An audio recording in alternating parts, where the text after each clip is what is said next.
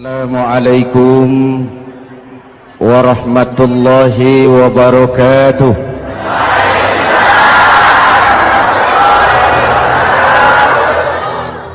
Alhamdulillah wassalatu wassalamu ala rasulillah Sayyidina Muhammad ibn Abdullah wa ala alihi wa sahbihi wa mawala, amma ba'du. Saudara-saudara kaum muslimin di seluruh tanah air, Nabi Nuh diberi umur 950 tahun, berdakwah sepanjang hidup. 800 tahun beliau dakwah, dapat pengikut tidak lebih 80 orang, rata-rata 10 tahun satu. Yang dihadapi ini umat yang kurang ajar, bandel, bajingan, tengik. Kalau diceramahi, telinganya ditutup dengan tangannya. Ini saking kurang ajarnya ini umat. Diberikan dakwah, telinganya ditutup dengan tangan. Nabi Nuh ketika di puncak kesabarannya munajat, ya Rabb, bagaimana Nuh? Siang malam saya berdakwah kepada umat ini, saya sampaikan risalahmu, saya canangkan seruanmu, saya sampaikan ajaranmu. Inni da'autu qaumi lailan wa nahara, siang malam saya berdakwah kepada umat.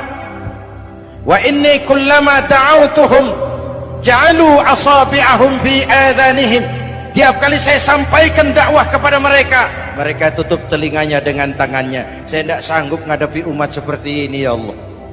Habis mau kamu bagaimana Nuh? Sikat saja sudah semua ini, bikin mati saja. Nanti kalau punya anak, anaknya kafir lagi. Lebih baik bapak moyangnya, mbah-mbahnya sikat semua. Rabbi la tazar 'alal ardi minal kafirina dayyara, jangan disisakan orang kafir, habisin semua. Itu mau kamu? Iya. Buat kapal Nuh, nanti aku turunkan banjir.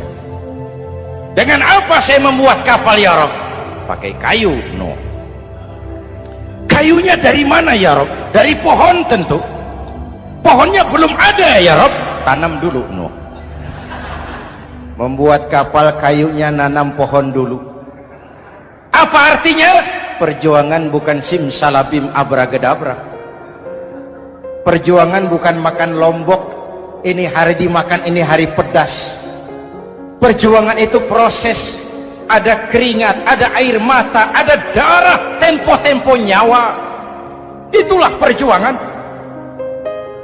Sudah pohon ditebang, buatkan kapal di tengah kampung.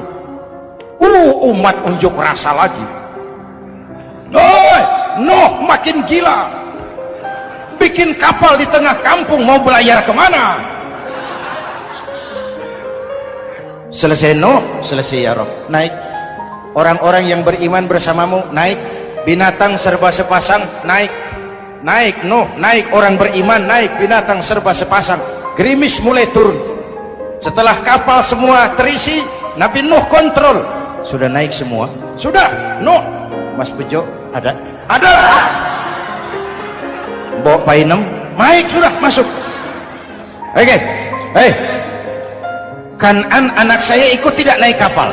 Kami tidak lihat Nuh. Turun ke bawah. Ada Kan'an? Kami tidak lihat Nuh. Naik ke atas buritan. Kelihatan Kan'an tidak ikut naik kapal, kumpul bersama orang kafir di daratan. Inilah potret kehidupan. Kumpul dengan orang-orang kafir. Berapa banyak anak-anak kita tidak mau ikut orang tuanya ke masjid, kumpul dengan orang-orang kafir di tempat maksiat. Nuh karena sayang kepada anak, dari atas kapal memanggil, ya bunayyarkam ma'ana. Ini bahasa orang manggil, Pak. Kan'an, kesini nak, naik kapal sama papi. Ini terjemahan bebas. Jawab Kan'an di bawah, Tidak mau Pak, saya di sini saja. Jangan nak, Allah sedang murka, akan turun banjir. Kalau datang banjir Bapak, sa'awi ila jabalin ya'simuni minal ma'. Saya akan naik ke gunung tinggi yang bisa menyelamatkan saya dari banjir. Kan'an naik ke gunung tinggi, gunung pun tenggelam dihantam banjir. Dalam puncak kepedihan, Nabi Nuh akhirnya sadar, ya Allah, kalau orang kafir tenggelam memang saya yang minta, tapi Kan'an kan anak saya. Nuh, anggap Kan'an bukan anakmu. Wa innahu amalun ghairu salih. Nuh sadar, akhirnya bilang, ana urid wa anta turid wallahu fa'alun lima yurid. Aku punya kemauan, kau Kan'an punya kemauan, Allah juga punya kemauan. Kemauan Allah lah yang akhirnya jadi kenyataan. Nek sekarang juga kita ngadepi musim banjir. Bukan banjir air saja, banjir peradaban-peradaban yang masuk ke negeri kita. Banjir maksiat, banjir munkarot. Kalau kita sudah ke masjid, kita sudah naik kapal, tolong kontrol anak-anak kita, tolong kontrol tetangga kita. Ayo naik kapal, banjir.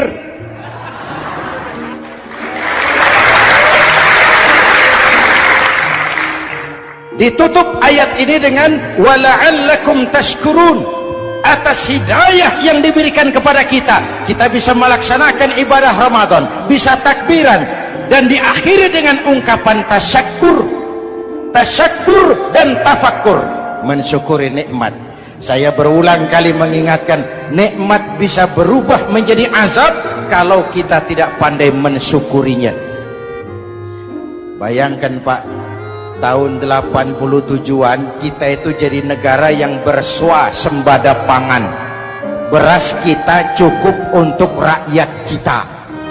Sekarang kita jadi pengimpor beras terbesar.